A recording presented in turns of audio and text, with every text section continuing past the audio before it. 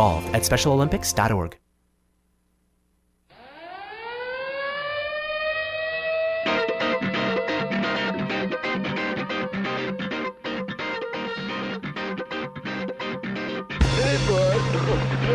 Now it's time for Toker Talk Radio, the voice of the marijuana nation. What are you people?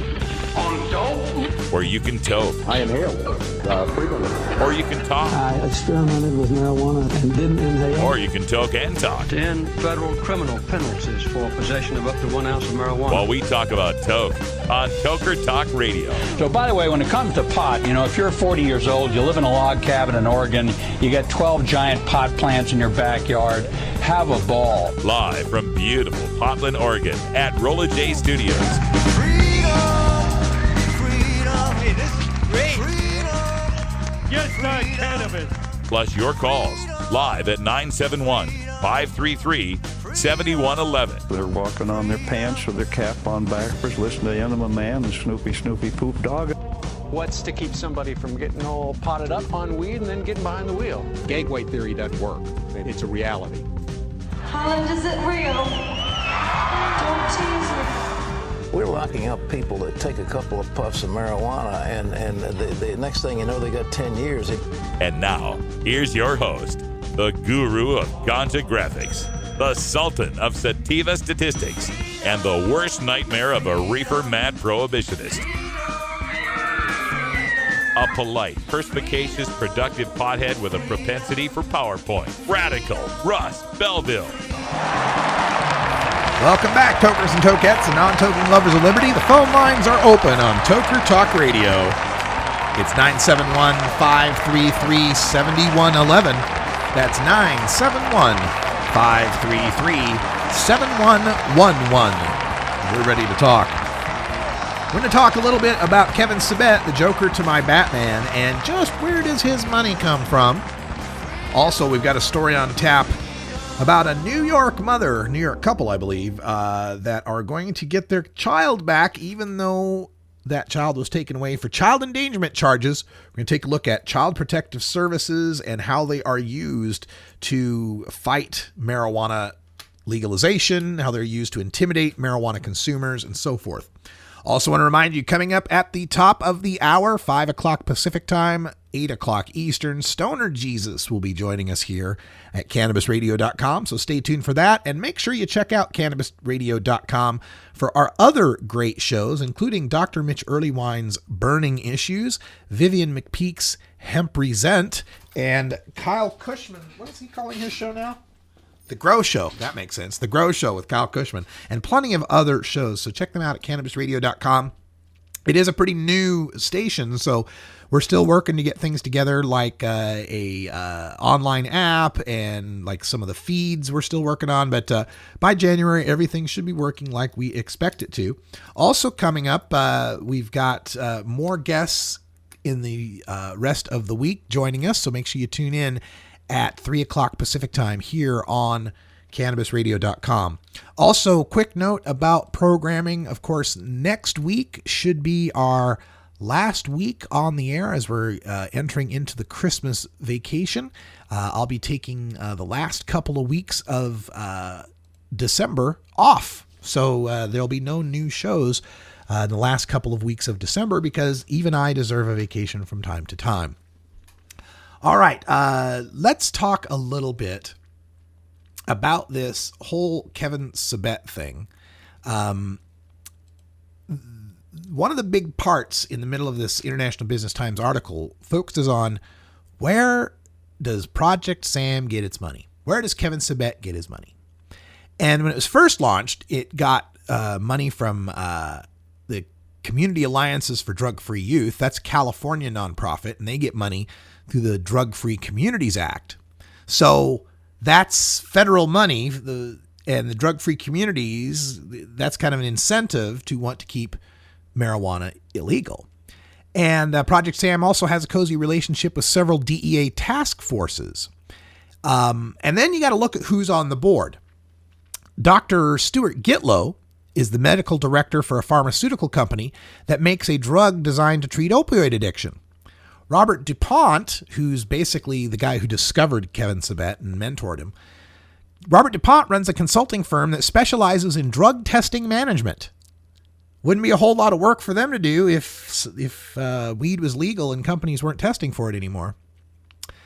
Sabet was also an advisory board member for the Drug Free American Foundation. That's Mel and Betty Sembler's organization that they created in the wake of Straight Inc.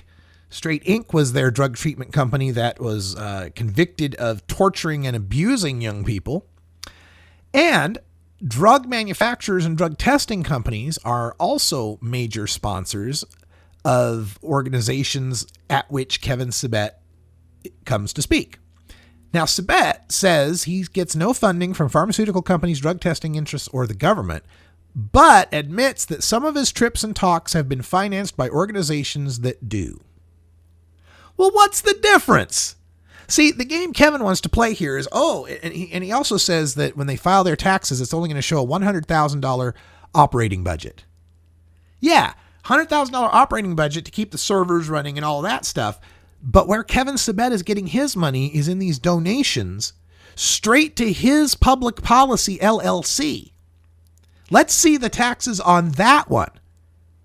Because there is no distinguishable difference between Kevin Sabet, the guy who goes around and lectures against legalizing marijuana, and Project Sam, the group that opposes legalizing marijuana. So Kevin's playing this shell game where he's, probably legitimately able to say, Project Sam itself only gets $100,000 in funding. How does Kevin Sabet get funded? I already know he was getting funded to the tune of around $50,000 here in the state of Oregon for a 7-day tour. I know. I have the records. I have the emails. I have the signed contracts and receipts. I know for a fact he was getting his plane, rental car, meals, hotels, all covered. And I know for a fact that his wedding cost more money than I'll probably ever see in my lifetime. So where is the funding for Kevin Sabet? Don't ask the question, where's the funding for Project Sam?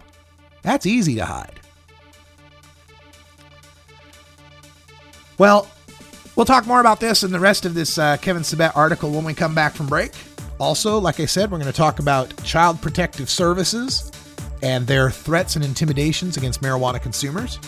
We'll also take your calls at 971-533-7111. Oh, I know what else we have to talk about. The amendments to the Sean Parker Initiative, how they've changed that since I took a look at it last. Stay tuned.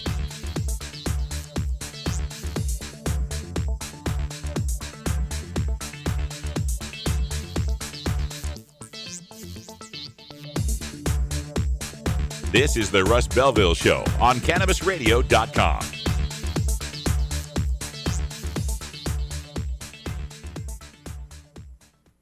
The son of a Polish immigrant who grew up in a Brooklyn tenement, he went to public schools, then college, where the work of his life began, fighting injustice and inequality, speaking truth to power. He moved to Vermont, won election and praise as one of America's best mayors. In Congress, he stood up for working families and for principle, opposing the Iraq War, supporting veterans. Now he's taking on Wall Street and a corrupt political system, funded by over 1 million contributions, tackling climate change to create clean energy jobs, fighting for living wages, equal pay, and tuition-free public colleges. People are sick and tired of establishment politics, and they want real change. Bernie Sanders, husband, father, grandfather, an honest leader, building a movement with you to give us a future to believe in. I'm Bernie Sanders, and I approve this message. The Russ Belville Show on CannabisRadio.com, the National Wildlife Refuge for marijuana unicorns. Ganjapreneur.com, your guide to the cannabis business world. Ganjapreneur.com is a comprehensive resource for cannabis professionals and entrepreneurs. Download the Ganjapreneur app on your smartphone or tablet to catch up on cannabis industry news, scroll through our daily job listings, and learn about successful cannabis companies, executives, and investors. Ganjapreneur.com, helping Ganjapreneurs grow.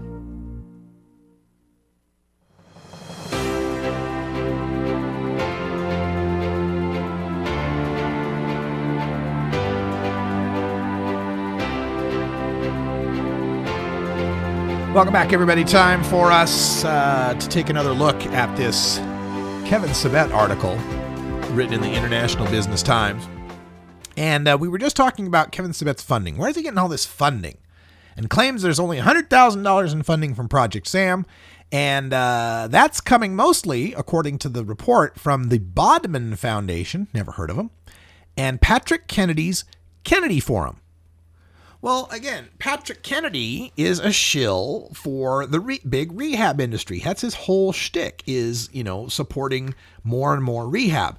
And again, let's be clear that I'm not against rehab per se. My father is alive because of alcohol rehab, detox and rehab. There's no doubt that, we can find ways to help people in a medical way if they've got a substance abuse problem. And Patrick Kennedy knows of which he speaks. He had a substance abuse problem with alcohol and OxyContin. So, wrecking his car in Washington, D.C. and getting a slap on the wrist while driving while high and drunk. That's a subject for another rant. So, yes, Project Sam is primarily being funded by, in the case of the Kennedy Forum, big rehab. And DuPont, one of his board members, is big drug testing. And Gitlow, one of his board members, is big rehab. And there's like 8 or 9 different board members now that are all some form of rehab industry. Doctors that work at these rehabs or manage these rehabs.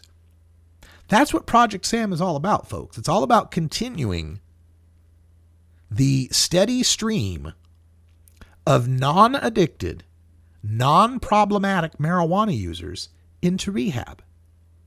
When you understand that Project Sam is really just an industry lobby for big rehab, the stuff that they propose or don't propose makes perfect sense. And in this piece, they note how, this is a quote from Sabet. He says, on the one hand, it's a badge of honor how much we have done with so little. On the other hand, it's kind of embarrassing. Well, first of all, a badge of honor and how much you have done. What exactly has Project Sam accomplished? It was formed in 2012 after Washington and Colorado had just successfully legalized marijuana. In its first attempt to stop marijuana legalization at the state level in 2014, it lost Oregon, it lost Alaska, and it lost Washington, D.C. What is this success you want to point to? Ohio? Is that Project Sam's success? Is they bitched about Buddy, the cartoon mascot, and that killed Ohio? No.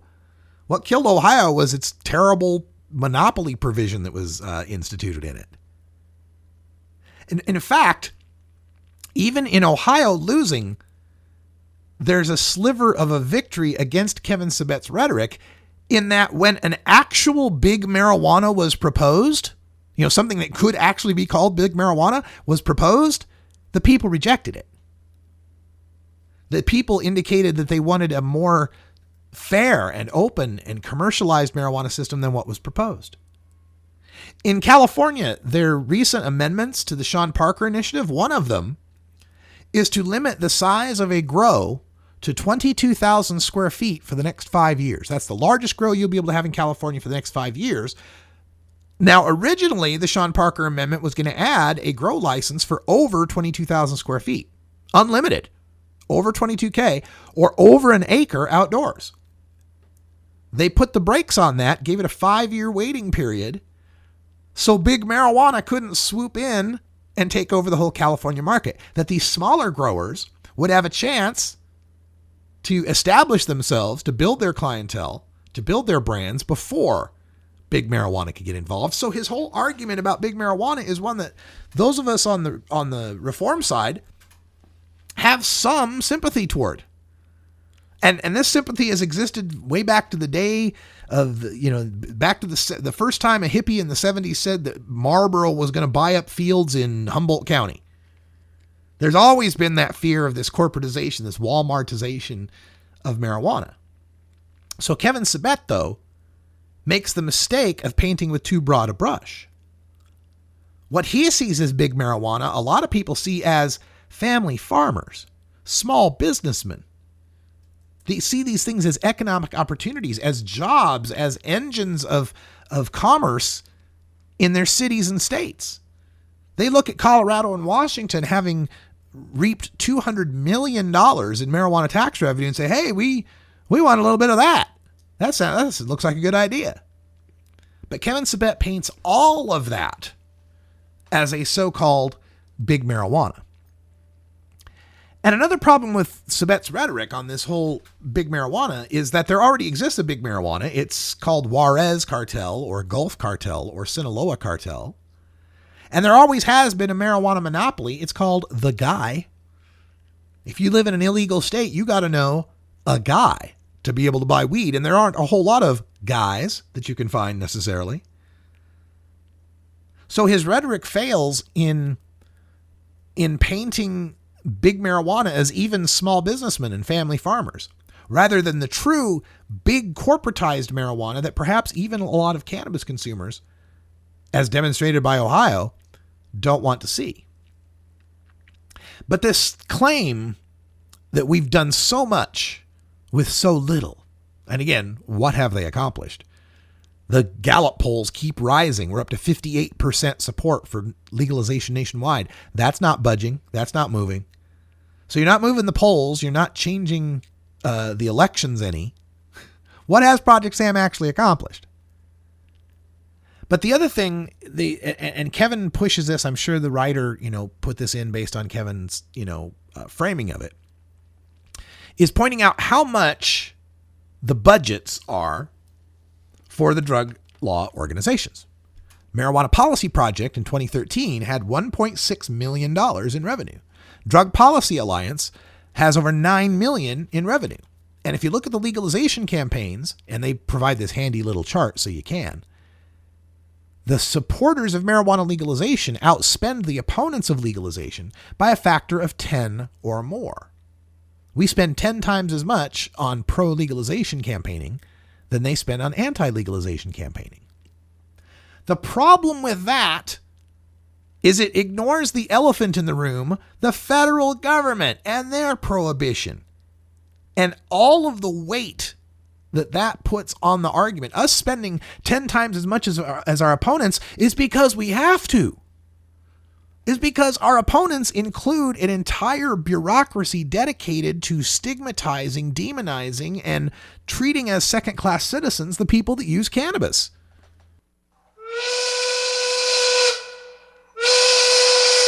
You're really clouding the energy in this room right now. They even admit it. Tom Gorman from the Rocky Mountain high-intensity drug trafficking area says that when we had the Just Say No press on drugs, we had the First Lady leading the charge, and that's powerful. Yeah, you can't really monetize what that's worth, can you? Hey, happy 420 to everyone here in the Pacific Time Zone. We're back right after this.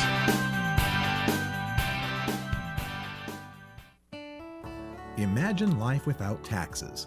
Let New Era Certified Public Accountants, NewEraCPAs.com, handle your Cannabusiness 280E and tax strategy. Get your business prepared with New Era CPA's Cannabis Finance Bootcamp. NewEraCPAs.com, with years of experience in the industry, we are one of the nation's leading accounting firms for growers, dispensaries, and ancillary companies from Washington to California. NewEraCPAs.com. Get the latest updates on The Russ Belville Show by following Radical Russ on Twitter and liking The Russ Belville Show on Facebook. The Russ Belville Show is proudly sponsored by the Marijuana Business Association. The MJBA, called by NBC News the Cannabis Chamber of Commerce, is the fastest growing business association in the fastest growing industry in America. I've been working with the MJBA for years, and I personally invite you to join the MJBA. MJBA also publishes the popular MJ Headline News on Facebook and the MJNewsNetwork.com and Marijuana Channel 1 on YouTube. Visit mjba.net for more details. NORMAL stands for Responsible Adult Cannabis Use. If cannabis use is causing problems in your life, consider taking a break or seeking medical assistance. Consider ceasing cannabis use if you have a family history of mental illness. Don't drive or operate heavy machinery while impaired by cannabis use. Cannabis use is not without risks. even though the risks are far less than those posed by legal drugs. The Russ Belville Show, providing dictionaries to drug czars since 2009.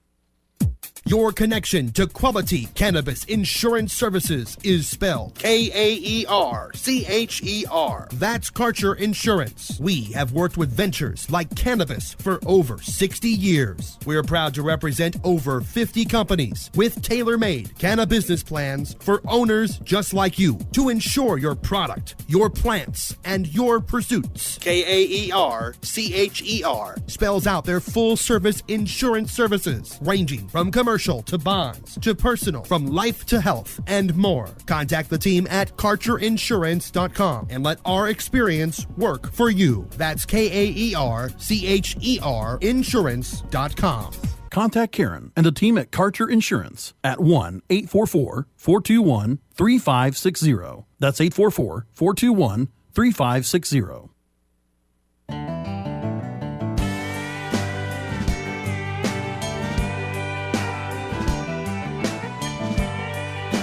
Welcome back, everybody. 23 after the hour here. And if you're wondering, where's the Daily Toker Tunes? Oh, my apologies. We can't do the Daily Toker Tunes anymore. As we move to CannabisRadio.com and the licensing is different and all of that kind of stuff, I can't play any copyrighted music anymore. That's why you're hearing all of these instrumental breaks. But that's the way it goes. Not having copyrighted music on the show will get us distribution on far more outlets, including iHeartRadio. So it's a small sacrifice we have to make. But if you really enjoy the music that we've been bringing here on the Russ Belville Show, it will still live on 420radio.org, which as of January 1st will transition to being an all music stream. It'll feature the same great music shows you've enjoyed, including the new Viper Hour, Electric Bob's Boogaloo, Gordon Green's Music Planet, Big Daddy Fink's Funky Roller Rink, Herb Thrasher Flower Hour, and possibly we'll add more shows. If you're interested in having a music show on 420radio.org, just email me. I'm Radical Russ everywhere, so radicalruss@gmail.com. I'll do just fine. All right, let me get to this other story. This is after talking about Kevin Sabet for so long. You know, you want some good news. You want something nice to talk about. And this is coming from Hoboken, New Jersey. A story of a mom who lost her 8-month-old son, to the Department of Child Protection and Permanency, Department of Children and Families. That's what it is, DCF, Department of Children and Families. And this is just a typical story. We hear this all across the country where people lose their kids over small amounts of weed. And how this is yet another way that the government forestalls the legalization of marijuana. Wish I knew what that was. I've been hearing that all day. But anyway, sorry, just bothered me there. But the legalization of marijuana, when we look at the polls consistently for about the past 40 years, there is always an 8 to 10 point gap between men's support for legalization and women's support for legalization. And part of what that gap is attributed to is mothers and how they are perceived, and once you become a parent, becoming more responsible and putting away the weed. And a large degree of that has to be because of a parent being terrified they're going to lose their kid over weed. And it's kind of counterintuitive in a way, because what would stop that is legalizing weed. You'd think we could get women to support legalization more if they understood that legalization meant protecting your family. So I think that has to go into a lot of the framing of this. But as we look at this story, what happened is this woman in New Jersey, Hoboken, New Jersey, was tipped off. She lived in an apartment, and somebody in the apartment tipped off the cops to the fact that there was marijuana smoking going on. So they showed up at the apartment, knocked on the door. She answered the door, and according to the cops, said she was under the influence. You know, maybe she had red eyes, right? And then allegedly saw her friend bagging an unspecified amount of marijuana at the time, In addition to the mom and the friend being there, the father was also home. The child in this case, was the 8-month-old boy, was sleeping in a different room. Okay, so the kid's not even in the same room as where allegedly they're bagging up marijuana. So the cops arrested both the parents and then released them a few hours later. Then the child protective people show up. DCF shows up 5 hours after the arrest, interviews both the parents. The DCF representative says the mothers didn't appear to be under the influence, and later stated in court, the baby appeared to be healthy, clean, and well cared for, and the house was clean and appropriate for a child. So, no abuse to the kid. Kid's doing fine, right? But the courts allowed the child to be taken away and charge these parents with endangering the child, saying, quote, that selling drugs was a dangerous activity because a drug dealer may have a gun and fight with the police and other things could have gone wrong. Now, the mom appealed this case. And this is the good news. The appellate court has reversed the decision. In the appellate court's decision, they said, quote, here, there is no evidence the baby suffered any actual harm, and so the issue is whether the mother placed the baby in imminent danger or at a substantial risk of harm in the manner found by the trial court. Okay, so no actual harm. Kid's fine, but is there danger? Is there risk? And they continued, quote, a preliminary question is whether the mother packaging or wrapping the marijuana for the purposes of distribution. In our view, the record fails to substantiate that he was, the boyfriend, to substantiate whether he was, and the trial court's conclusion to the contrary was based upon unsupported surmise and incompetent evidence. In other words, the cops said this guy was bagging weed, but there was no evidence that that was actually happening.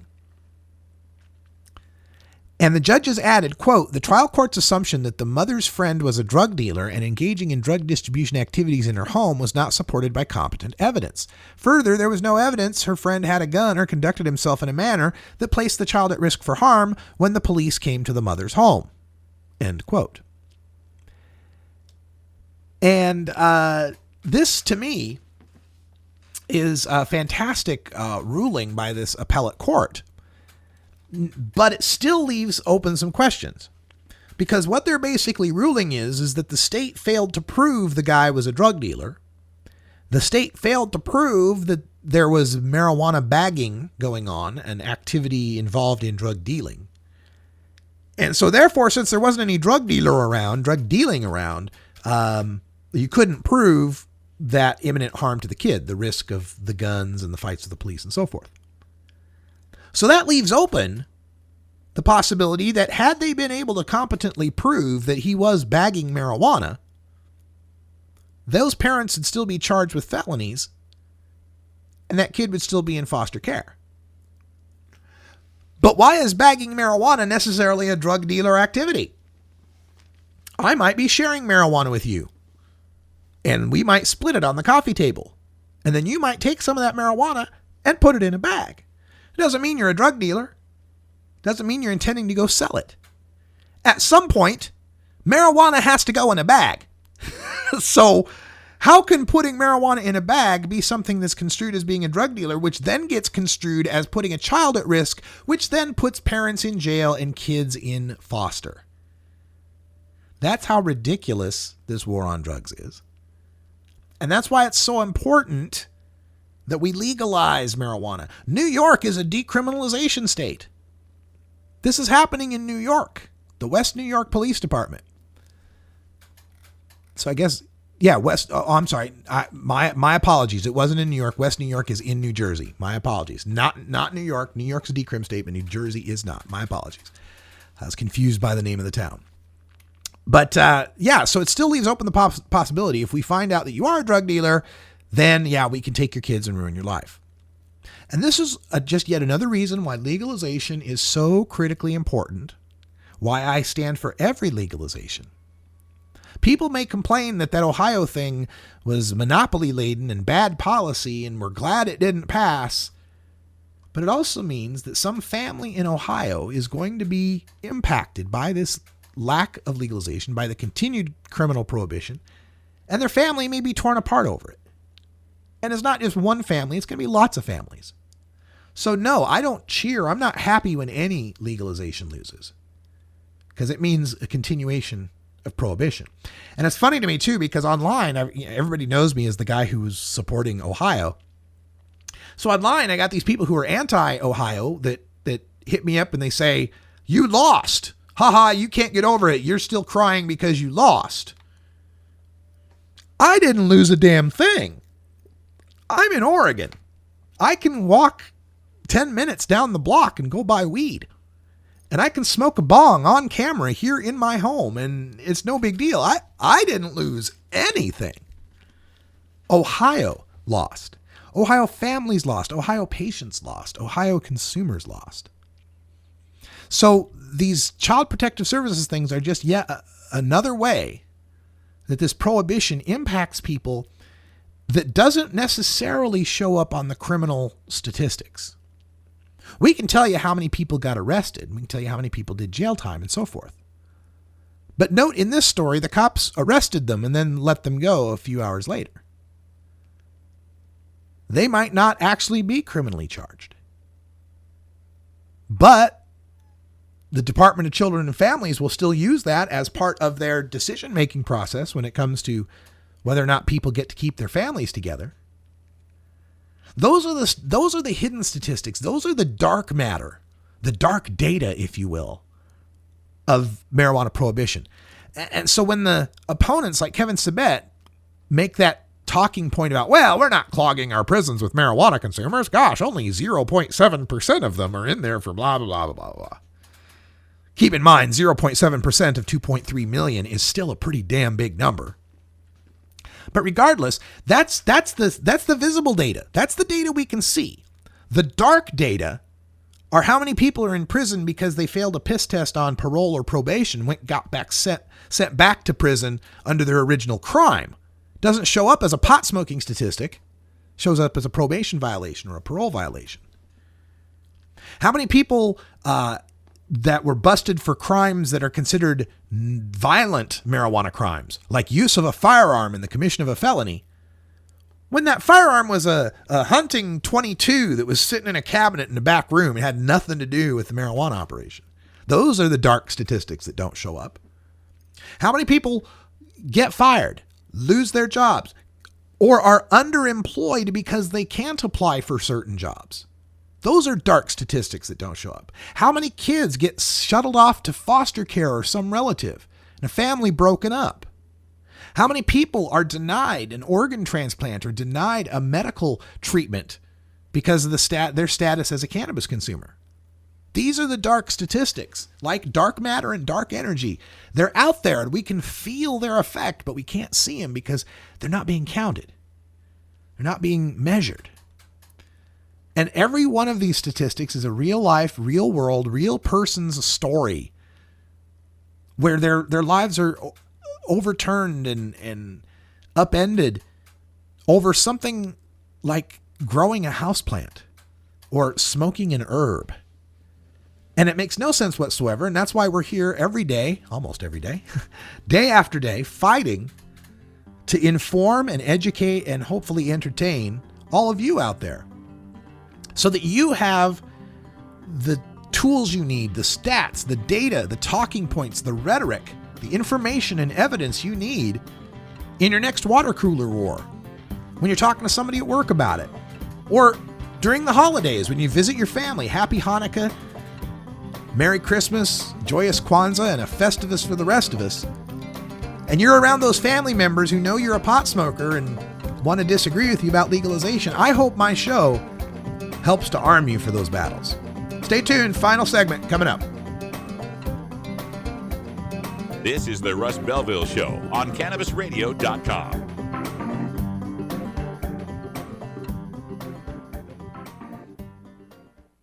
Hey everybody, it's Radical Russ here from 420 Radio, inviting you to be like me and get your ink done at Lucky Horseshoe Tattoo, Fort Worth's most female-friendly, clean, sterile, awesome tattoo shop. Thomas and his crew are true artists who can design you a custom piece or use a design you bring in. Lucky Horseshoe Tattoo also offers all styles of tattooing as well as piercings and all-around fun. In the DFW area, stop by Lucky Horseshoe Tattoo and tell them Radical Russ sent you. Trust me, it'll feel awesome.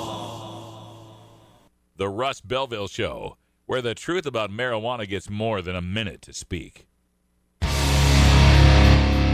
This is Radical Russ encouraging you to take a look at the Weed Blog every day. Johnny Green and the staff at the Weed Blog are on top of all the latest developments in the fight to end marijuana prohibition nationwide. You can even get the Weed Blog on your smartphone by installing the Weed Blog app for iPhone and Android. If it's about weed, it's on the Weed Blog, including my original writing. So don't delay. Read the Weed Blog today. Hey, this is Willie Nelson for Normal. And I smoke pot and I like it a lot. I learned a long time ago that marijuana is a lot safer than alcohol. There's nothing wrong with the responsible use of marijuana by adults. It's time we stopped arresting and started respecting those who smoke marijuana responsibly. To learn what you can do to help, contact NORML at NORML.org or call toll-free 888-67-NORMAL. The Russ Belville Show on CannabisRadio.com, the National Wildlife Refuge for Marijuana Unicorns. MJWellness.com, the largest medical marijuana community in the world. Connect with thousands of patients, doctors, industry leaders, and businesses through shared personal experiences along our worldwide network. Discover new therapies and benefits with content tailored to you. Come grow your network on MJWellness.com. You're not alone. Your wellness matters. Learn, live, and thrive. Check out MJWellness.com today.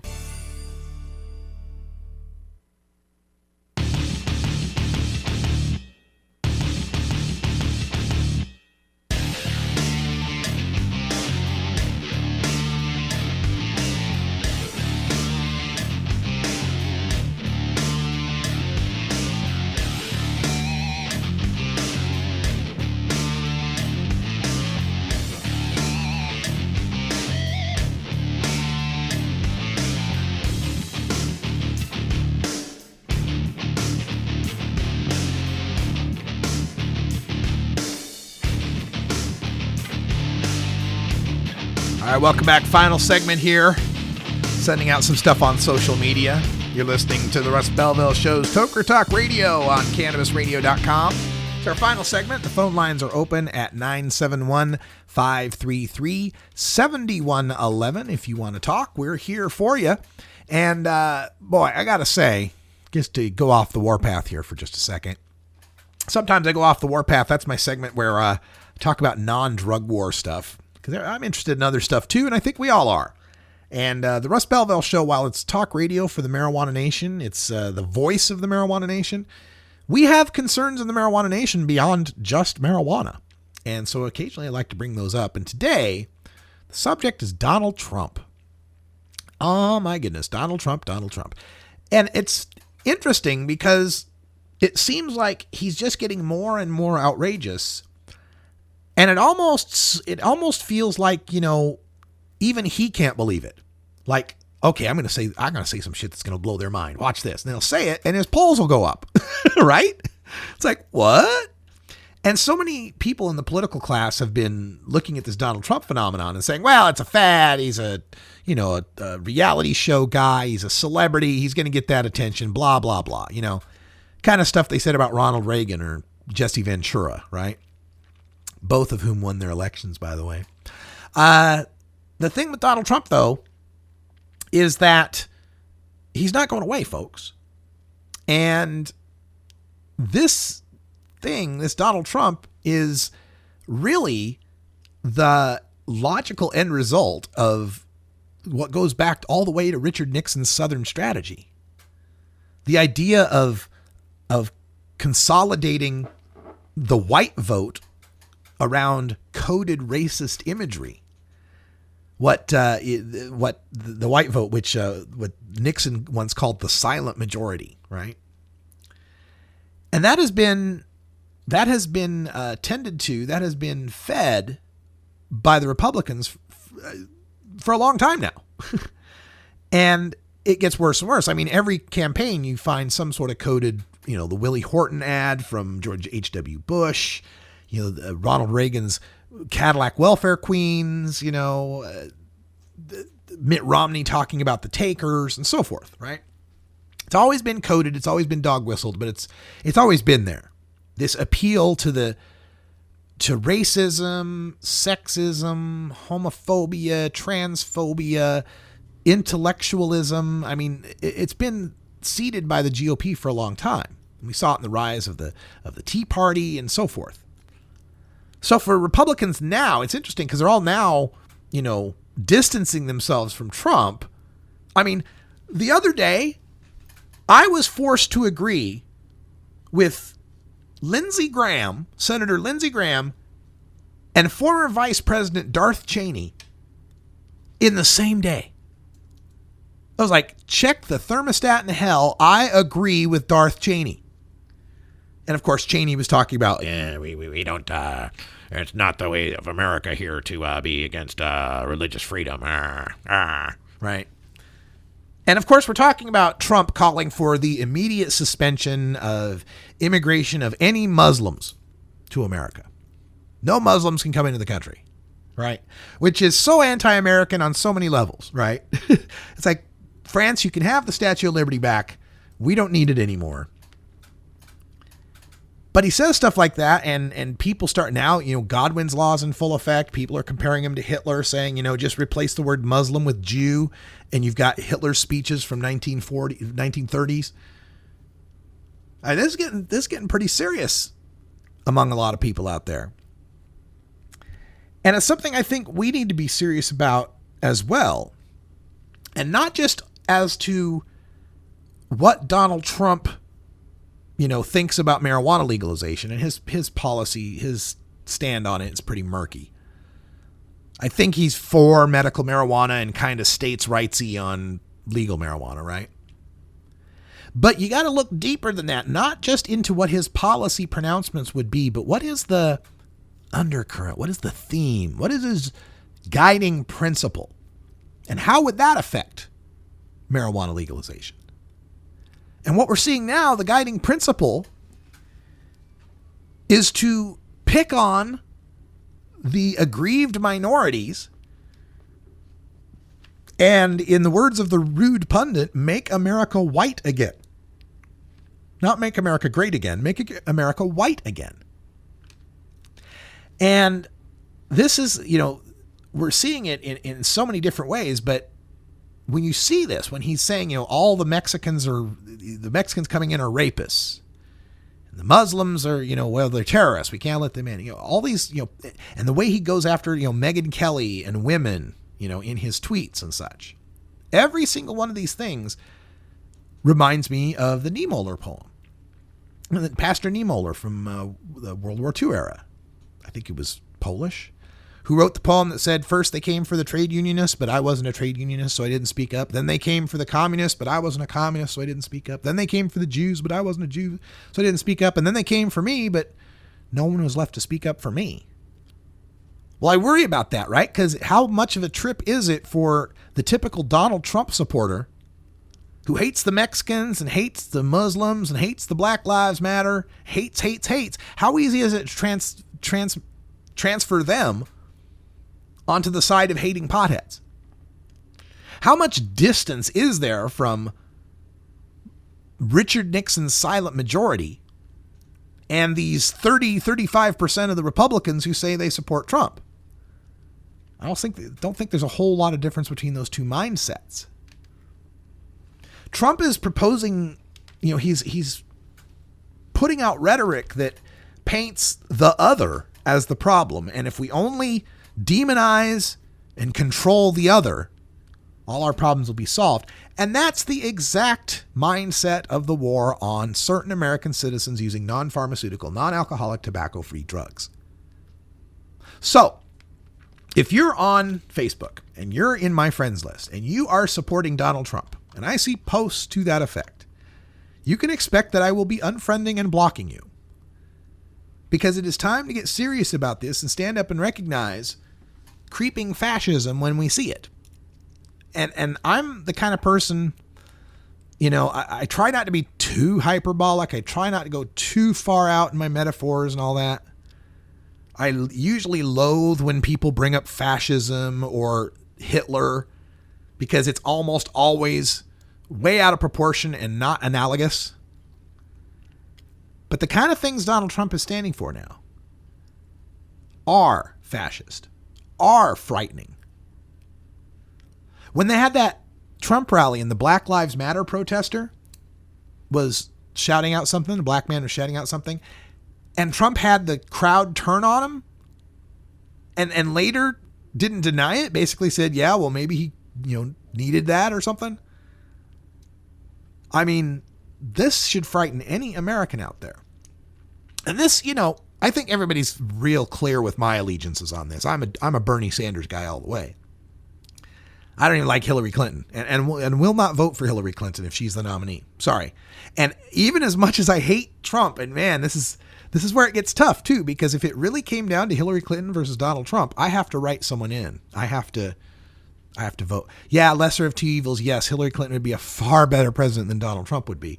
But Hillary Clinton will just be a continuation of what's gotten us to where we're at already. A continued centralization of the Democratic Party, a continued kowtowing to the big Wall Street banks, investment firms, not breaking them up. I guarantee you, in a Hillary Clinton presidency, there will be another housing bubble burst, and it may make the 2008 economic collapse look like kids play in comparison. I really do believe Bernie Sanders is the only guy who can even start the process of dismantling these banks and unentangling the American economy from too big to fail. But I'm not saying necessarily that any of the other Republicans aren't worth your vote. I'm not voting for them. I not vote Republican, but I got a lot of friends out there who are Republicans. I got a lot of friends in the reform movement who are Republican or Libertarian. And I kind of feel for them with Donald Trump leading their party at this point, the Republicans anyway. How embarrassed they must feel that that's not their kind of republicanism. I mean, what this is really setting up to be, and it's an interesting conspiracy theory. I've got this conspiracy theory the other day from someone, I can't remember where, some article on a right-wing site that talked about how Donald Trump always seems to say something incredibly outrageous just after something scandalous has broken for Democrats, whether it be Benghazi or, something that Obama did wrong or the San Bernardino shooting turning out to be Muslim extremists or whatever it might be, right? The conspiracy theory is that Donald Trump is actually an agent provocateur in the Republican Party who's purposefully trying to destroy the Republican brand as a favor or a service, maybe a paid service, from Hillary Clinton so that she can become president. Now, it's an interesting theory, especially from the point of view of if you're a moderate Republican out there, you're like some of my friends, and you support Republican values, but not xenophobia and fascism, then the alternative of Hillary Clinton isn't that bad to you, perhaps. I mean, Hillary Clinton on foreign policy might as well be a neocon, and on economic policy, in many cases, is fairly conservative. So maybe what Hillary Clinton is doing is what propelled her husband to become president back in the day, and that's the fact that there was a split electorate. Back in the day, in 92, it was Ross Perot, another billionaire running in the race, a third party running as an independent, that split the conservative vote between himself and George H.W. Bush running for a second term. Clinton was able to get into the White House with something like 44% of the popular vote. He didn't even get a majority. Would the Clintons be so calculating as to hire Donald Trump to be their 2016 Perot, so that even if he doesn't destroy the Republican brand by getting the nomination himself, he builds up enough support to run a third-party vanity campaign that splits the conservative vote and ushers Hillary Clinton in with just a plurality rather than a majority. It's an interesting conspiracy theory. The only thing that blows it for me is I think Donald Trump's got such an ego that he couldn't fake running for president. I think he's really running for president, folks. Anyway, that's all the time we got for today. Coming up at the top of the hour, we got Stoner Jesus joining us, so the Spirit shall fill you. Be back tomorrow with what will be my 700th show independently. 700 independent shows, 908 shows I did with Normal. So that's what, 1,608 times that I've talked to you here?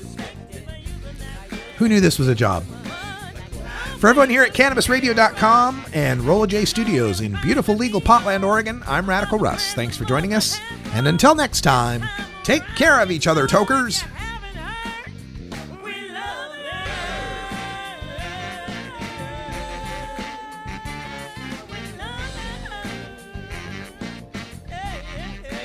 This is the Russ Belville Show. The Russ Belville Show is blogging and podcasting daily at RadicalRuss.com. You take a seed, you plant it, you grow it, you dry it, you roll it, you smoke it. You take a seed, you plant it, you grow it, you dry it, you roll it, you smoke it. You take a seed, you plant it, you grow it, you dry it, you roll it, you smoke it, and it goes down smooth. For 2016. And there's another group, Arizonans for Responsible Legalization. They are going to file a legalization initiative in the state of Arizona. The chairwoman of Arizonans for Responsible Legalization is one Dr. Gina Berman, who had previously been on the campaign committee for Marijuana Policy Project.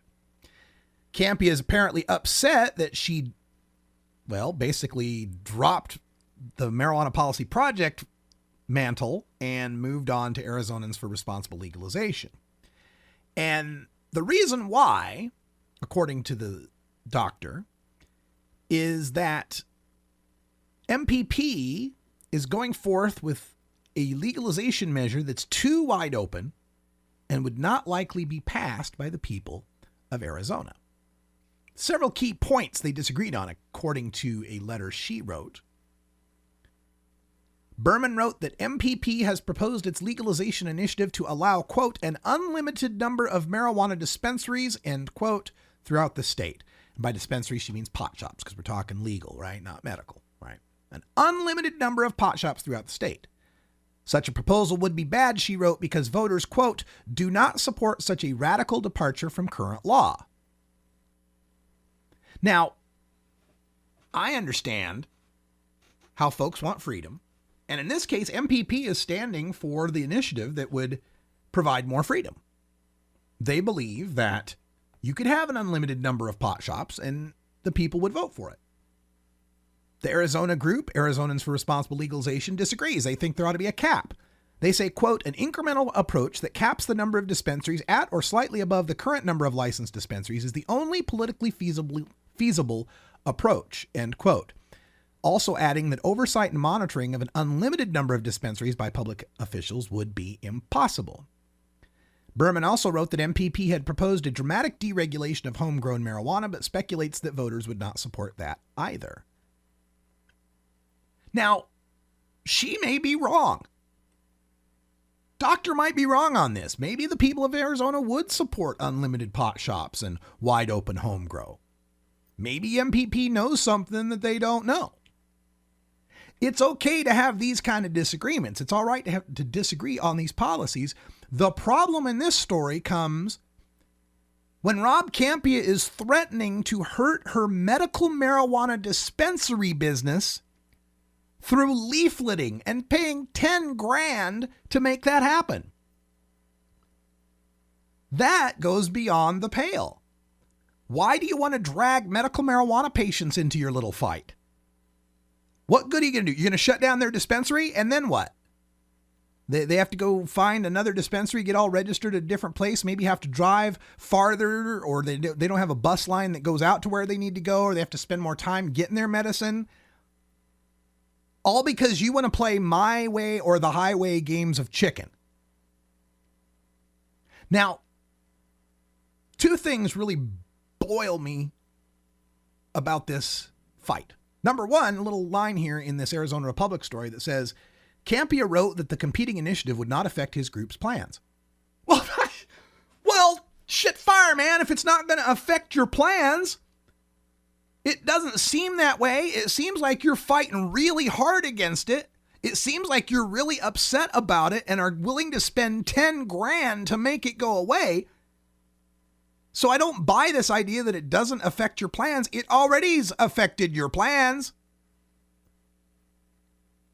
You're already spending 10 grand you weren't expecting on spending, aren't you? It's affected your plans. What MPP doesn't like in this scenario is being cast as the crazy radical legalizers that they usually get to cast themselves against.